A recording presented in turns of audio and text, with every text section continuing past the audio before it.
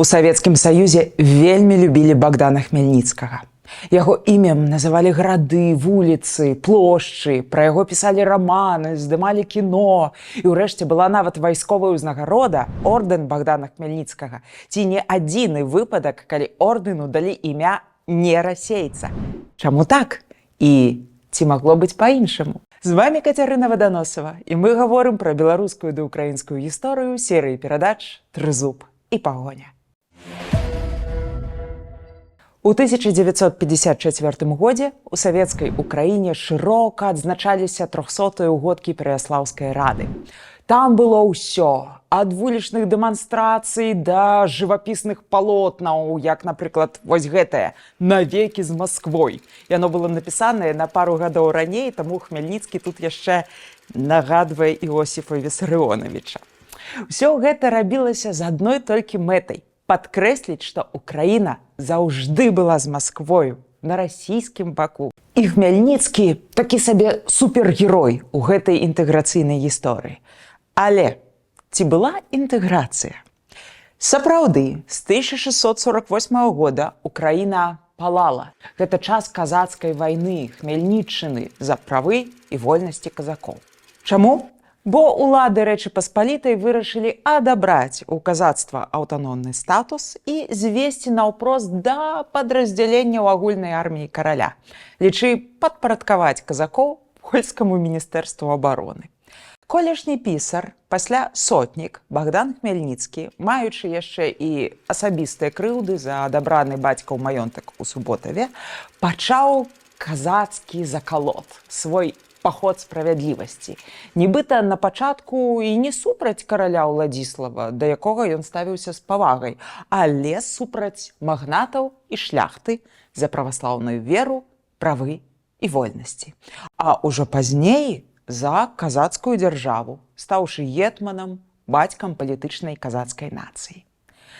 З першымі саюзнікамі, крымчакамі і асманамі у Хмельніцкага тады не склалася. Але тут падвярнуўся маскоўскі цар са сваім пакетам прапановаў. Можа, паспрабаваць? На пачатку 1654 года ў Пераяслаўлі прайшла рада, паводле якой казакі нібыта прысягнулі цару східнаму праваслаўнаму і пайшлі пад ягоную руку. Акалічнасці гэтай дамовы дагэтуль застаюцца вялікай таямніцай, бо ніякага тэксту не збераглося, апроч, уласна, маскоўскіх інтэрпрэтацый. А ўсе мы ведаем, як гэта робіцца ў Маскве. Невядома, што гэта было. Персанальная дамова, дзяржаўная унія, васальнае пагадненне ці, наўпрост, часовы вайсковы саюз. Наступныя некалькі гадоў казакі ваююць плячо да пляча з маскавітамі. Яны ладзяць аблогу Львова, атрымліваючы вялікі выкуп. Бяруць Магілёў, Менск, Вільню. Я заўважу, што супраць Рэчы Паспалітай адначасова ваюе і Швецыя. Гэта так званы шведскі патоп. Таму дзяржава перажывае страшэнны крызіс. Лічы, яна на валаску ад знікнення з мапы Еўропы. Але тут Масква ўжо па сваіх прычынах укладае сваю дамову з Варшавай, не зважаючы на пазіцыю Хмельніцкага. Яна усталёўвае новыя межы, і паслоў Богдана нават не пускаюць на прамовы, пакідаючы ў баку, як псоў каля царквы Божай. Гэта рэляцыя казацкіх дыпламатаў. І калі Богдан даведаўся, што маскавіты яго кінулі, то заволав немов шалений, який втратив розум, як трапно описав відавочця. Час Хмельніцкага мінаў.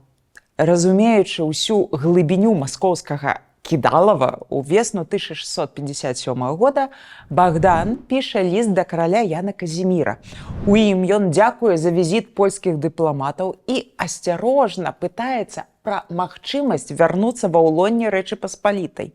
Далей ідзе бурлівая дыпламатычная праца, а ўлетку таго ж года ў стаўку Хмельніцкага ў Чыгірын выпраўляецца польска-ліцвінская дэлегацыя з заданнем злучыць моц войска Запарожскага з сіламі войска Рэчы Паспалітай. Неверагодна, правда?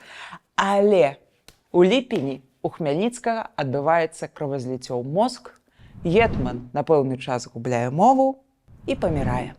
Памірае, не паспеўшы яшчэ раз ліха крутануць стырно сваёй палітыкі, у чарговы раз здзівіць усіх навокал. У сваёй апошняй волі Богдан Хмельніцкі вызначае пераемнікам сына Юрыя пад апекай Івана Выгоўскага. Пасольствы потым яшчэ некалькі разоў ездзілі туды-сюды, палякі, ліцвіны спрабуюць пераканаць казацкую старшыну трымацца падалей ад Масквы. Вось, напрыклад, цытата з прамовы польскага дыпламата, які папярэджвае казакоў, што ж будзе, калі тут запануюць маскавіты. Усе даходы цар бярэ сабе, не дазволіць беднаму казаку піць гарэлкі, мёду, а не піва, накажа вам насіць маскоўскія кажухі і лапці, старажытныя звычаі хоча загубіць і ледзьве за людзей вас лічыць. Рад быў бы вам языкі падразаць, каб не гаварылі, і вочы выкалаць, каб не бачылі. І трымае вас, пакуль палякаў крывёю вашую не заваюе, а пасля вас за Белае возера пераселіць, а ўкраіну заселіць сваімі маскоўскімі халопамі. Гучыць як прароцтва. Казацкая старшына тады прыслухалася. Была прынятая так званая гадзіцкая угода. Згодна ёй мела паўстаць княства рускае, а Рэч Паспалітая абодвух народаў пераўтварылася б у дзяржаву трох народаў – палякаў, ліцвінаў і казакоў-русінаў. Фактычна гэта значыла б перазагрузку Рэчы Паспалітай. Такі сабе федэратыўны праект абноўленай дзяржавы між Балтыкай і Чорным морам, якая б магла стаць альтэрнатывай маскоўшчыне. Але сталася па-іншаму. Праект перазагрузкі быў шмат у чым недапрацаваны, няясна было, якія правы мае руская шляхта, што з судамі, сеймікамі, як вырашыць царкоўнае пытанне з праваслаўнай уніяцкай царквой. І ўсе гэтыя пытанні замуліліся, нічога прынцыпова не вырашалі, а Івана Выгоўскага казачыя нізы хутка скінулі. Хмяльніцкі-малодшы аднавіў пераяслаўскія дагаварнякі з Масквой, толькі на яшчэ горшых умовах, чым пры ягоным бацьку. Пазней, калі войскі Рэчы Паспалітай пайшлі ў контрнаступ, Юрый Хмельніцкі хацеў вярнуцца да гадзіцкай умовы, але было позна. У далейшых дамовах і замірэннях паміж каралём і казакамі ідэя рускага княства ўжо не фігуравала. Як пісаў Генрык Сенкевіч, нянавісць атруціла кроў пабрацімства. Богдан Хмельніцкі, безумоўна, быў выбітным вайсковым дзеячам, харызматычным лідарам і бацькам казацкай палітычнай нацыі. Але з візіянерствам і стратэгічным мысленнем, мякка кажучы, меў праблемы. Зрэшты, ніякім паслядоўным прыхільнікам Масквы ён не быў, пра што і сведчыць ягоная дыпламатычная актыўнасць напрыканцы жыцця. Гетман убачыў, што маскавіты не будуць лічыцца з казакамі, а выкарыстаюць іх як гарматнае мяса. Але было позна.